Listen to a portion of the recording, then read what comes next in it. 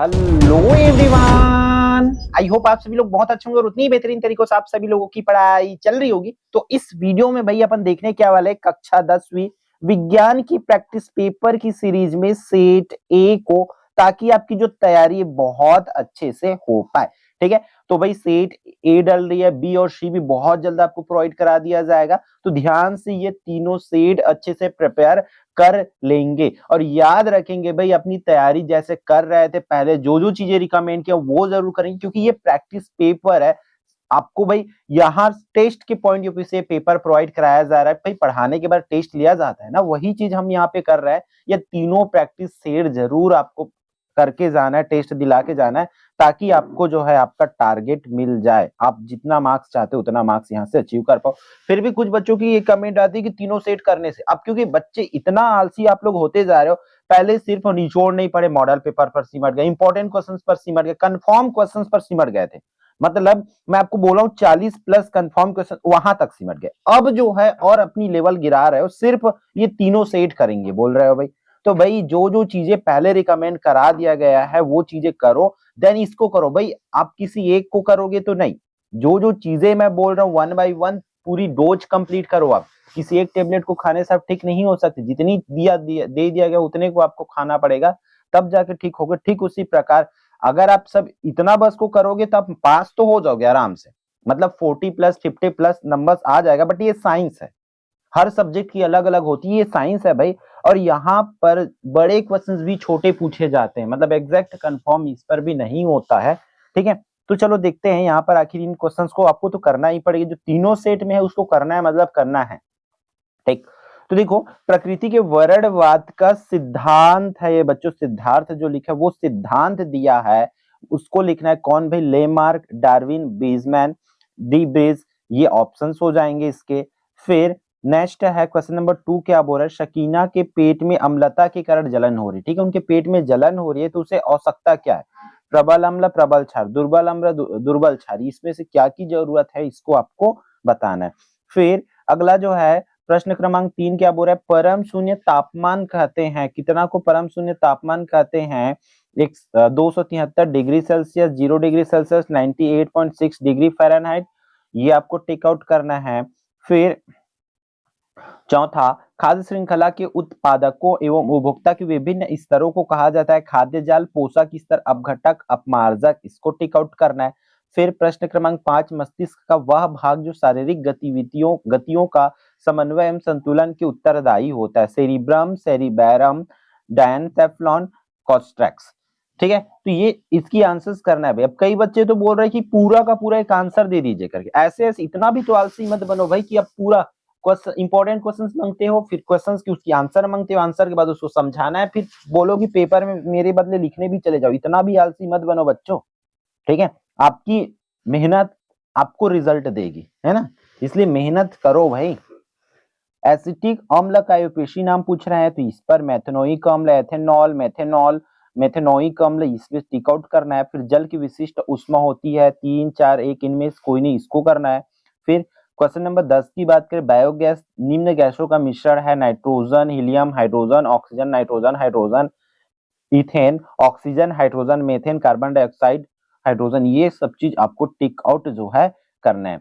एक शब्द में उत्तर देना है यहाँ पर, right the answer in the word 30 word, sorry 1 word. ठीक, मूर्ति बनाने में किस रसायन का उपयोग किया जाता है? मेथेनॉल का रासायनिक सूत्र लिखना है। कांच और पानी में किस में प्रकाश की चाल अधिक होगी? मनुष्य के शरीर की सबसे बड़ी ग्रंथि का नाम बताना है। किसी परितंत्र में ऊर्जा का लगभग कितना प्रतिशत अगले पोषक स्तर तक जाता है, स्थानांतरित होता है, ये आप लोगों को बताना है। फिर 2 नंबर वाले क्वेश्चन यहाँ से स्टार्ट होती है कि जैविक एवं अजैविक घटक को परिभाषित करना है कि जैविक घटक और अजैविक घटक किसे कहते हैं। तो इस चैप्टर, कौन सी चैप्टर का भाई? चैप्टर नंबर 5 का अध्याय 5 का भाई। तो पूरे कम से कम तो भाई आपको 15 क्वेश्चन निचोड़ में प्रोवाइड कराया गया है, उसको कर लेना, क्योंकि 2 नंबर वाले क्वेश्चन एकदम एग्जैक्ट कंफर्म बताना बहुत मुश्किल होता है भाई, है ना। तो आपको यहाँ पर मेहनत आपको दिखाना पड़ेगा। जैव उत्प्रेरक किसे कहते हैं? तो जैव उत्प्रेरक क्या होती है भाई, आप लोगों को ये लिखना है। फिर अगला, एथिल एल्कोहल एवं मेथिल एल्कोहल का आयुपेशी नाम बताइए तथा इसका सामान्य सूत्र भी लिखना है। इस टाइप से क्वेश्चन आपके चैप्टर नंबर 16 से आया जाएगा। ठीक है, फिर व्यंजक चूर्ण कैसे बनते हैं? प्रश्न क्रमांक पाठ क्रमांक कौन सा है भाई? 17 का है। व्यंजक चूर्ण कैसे बनता है, इसके 2 उपयोग लिखना है। 18 से आपका पूछा जाएगा 2 नंबर वाले क्वेश्चन, एलपीजी व बायोगैस में कौन सा ईंधन अच्छा है व क्यों, इसको आपको बताना है। तो यहाँ का भी जितने भी इंपॉर्टेंट क्वेश्चन है सबको आपको रगड़ के अच्छे से मेहनत करना पड़ेगा भाई। फिर 3 नंबर के लिए आपका पार्ट 1 से आएगा, पार्ट 2, पार्ट 3, तीनों पार्ट से 3-3 नंबर वाले क्वेश्चन पूछे जाएंगे। देखो समवृत्ति अंक किसे कहते हैं, तो समवृत्ति, समजात और अवशेषित तीनों का तीनों अंक करेंगे। आपको क्या करना है, कृत्रिम चयन प्राकृतिक चयन में अंतर करना है। तो जितनी प्रजातिकरण हो गया है ना, चयन की पूरी पोर्शन अच्छे से कर लेना, ठीक है। तो इन चीजों को आपको करना है भाई। कुछ पदार्थों के पीएच मान निम्नलिखित है भाई, पीएच मान दे दिया गया यहाँ पे, इसके सारणी को नहीं बनाए हो, निम्नलिखित को निम्न जाना है कि किन पदार्थों की प्रकृति क्षारीय है, किन पदार्थों की प्रकृति अम्लीय है, किन पदार्थ की प्रकृति उदासीन है। टेबल में मतलब डेटा दिया रहेगा, पीएच मान दिया रहेगा आपको, ठीक है। फिर अच्छा सॉरी, ये है बच्चों टेबल को नीचे में दे दिया गया, बट ये टेबल ऊपर में होना था, इस टेबल का ही बताना है आपको। खाने का सोडा, नींबू का रस, सिरका, सोडियम हाइड्रोक्साइड, फिर विलियन मतलब सोडियम हाइड्रोक्साइड को विलियन पानी का दिया, सबका पीएच मान दिया हुआ है।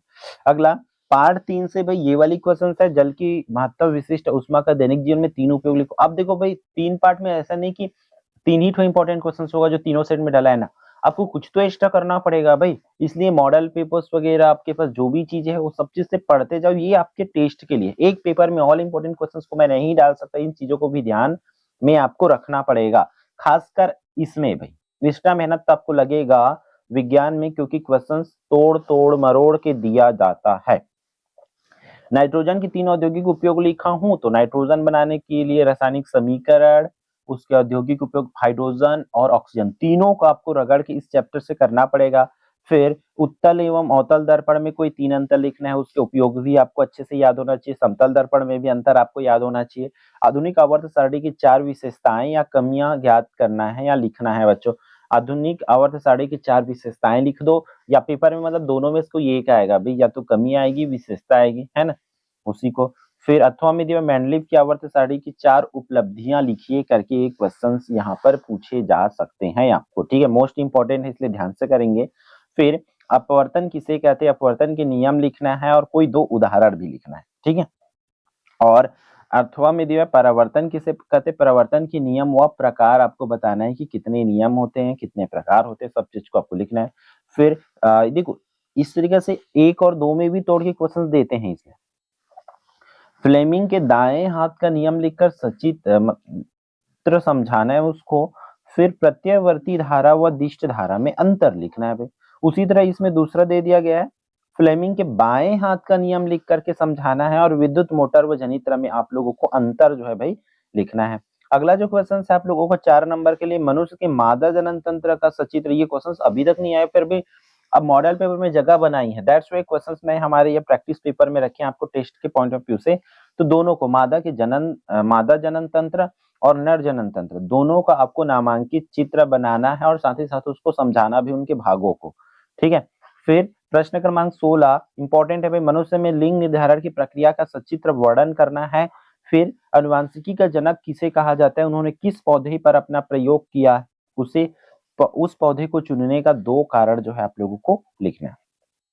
फिर प्रतिरोधों के समांतर क्रम संयोजन को परिभाषित करना है, और तुल्य प्रतिरोध हेतु व्यंजक जो है ज्ञात करना है। दूसरा दिया हुआ है विद्युत परिपथ प्रयोग होते 3 सावधानियां जो है आप लोगों को लिखना है, तो 2 हो गया भाई यहाँ पर। इसके अथवा में दिया हुआ है कि फ्यूज क्या है। तो देखो मैं यहाँ पर छोटे छोटे क्वेश्चन इसलिए रखा हूँ क्योंकि ये क्वेश्चन इस लेवल के पूछे जाएंगे आपको एग्जाम में, प्रैक्टिस पेपर में है, मतलब आपको कहीं ना कहीं उस क्वेश्चन को करना ही है, आप उसको छोड़ नहीं सकते, ठीक है। फ्यूज क्या है या किस पदार्थ का बना होता है, प्रतिरोध व विशिष्ट प्रतिरोध तीनों में मतलब में 3 अंतर आपको बताना है।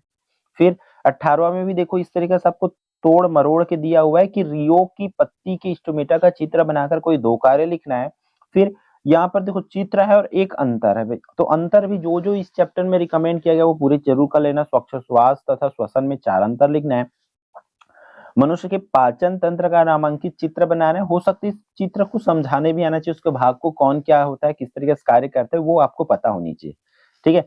चित्र बोल दिया गया तो चित्र जरूर करना है आपको। ऑक्सी श्वसन तथा अनऑक्सी श्वसन में अंतर, ये जो है आपको करना पड़ेगा। फिर लास्ट क्वेश्चन है आपके इस प्रैक्टिस सेट ए की मिश्र धातु किसे कहते हैं, 3 मिश्र धातु के नाम, अवयव व उपयोग जो है लिखना है।